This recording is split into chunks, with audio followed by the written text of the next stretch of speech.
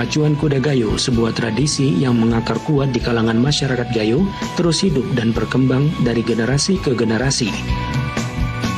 Lebih dari sekedar perlombaan adu kecepatan, pacuan kuda ini merupakan simbol budaya, identitas, dan semangat kebersamaan yang mewarnai kehidupan masyarakat di dataran tinggi Gayo, Aceh.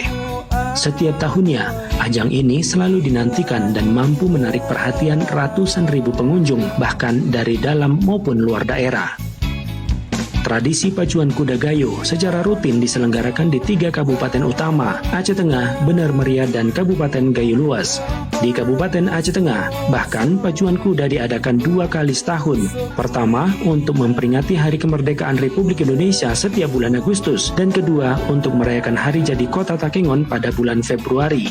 Jadwal rutin ini semakin memperkokoh eksistensi tradisi ini sebagai bagian integral dari perayaan dan identitas daerah.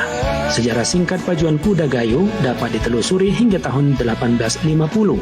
Awalnya kegiatan ini diadakan di sisi timur Danau Laut Tawar, Kecamatan Bintang. Kemudian pada tahun 1930, pemerintah kolonial Belanda memusatkan kegiatan ini di Takengon dan menjadikannya ajang tahunan yang terorganisir.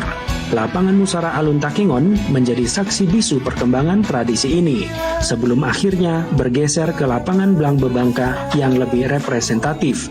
Salah satu aspek yang paling menarik dari pacuan kuda Gayo adalah peran serta anak-anak sebagai joki. Anak-anak berusia 10 sampai 16 tahun dengan berani dan terampil memacu kuda-kuda mereka di lintasan pacuan. Keberanian dan ketangguhan mereka menjadi daya tarik tersendiri bagi para penonton, sekaligus menunjukkan regenerasi tradisi ini di kalangan generasi muda.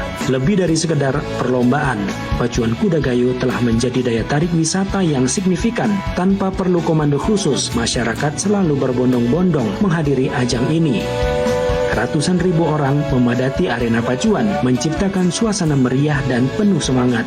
Kehadiran mereka bukan hanya untuk menyaksikan perlombaan, tetapi juga untuk merayakan kebersamaan dan menghidupkan kembali warisan budaya yang berharga. Bagi banyak orang, kunjungan ke Takengon terasa belum lengkap tanpa menyaksikan langsung kemeriahan dari pacuan kuda Gayo.